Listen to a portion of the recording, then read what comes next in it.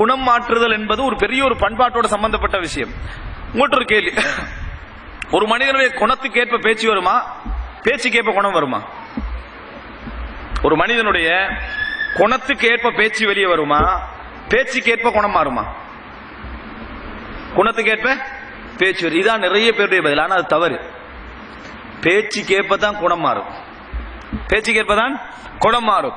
ஒரு அதான் மகா உச்சகட்ட கோபம் உடையவனும் மெதுவா பேசினான் அவனுக்கே நான் சொஃப்ட் ஆகிக்கிற உணர்வு அவனுக்கு விளங்கும். பெரும் கோபக்காரன் அது சொஃப்டா பேசினான்னு வைங்களேன் ஒரு இடத்துல, அவனே அழுகிற அளவுக்கு அவனுக்கு மாறிடும் உடம்பு. அவன் அதாவது நம்ம நினைக்கிற நம்ம குணத்துக்கேற்ப பேச்சு வருது இல்ல, பேச்சு கேப்பதான் எங்களோட குணம் மாறுது. சொஃப்டா நீங்க பேசுற நேரத்துல, அமைதியாக பேசுற நேரத்துல உங்களுக்குள்ளேயே ஒரு குணமாற்றத்தை நீங்க என்ன செய்வீங்க, உணர்வீங்க.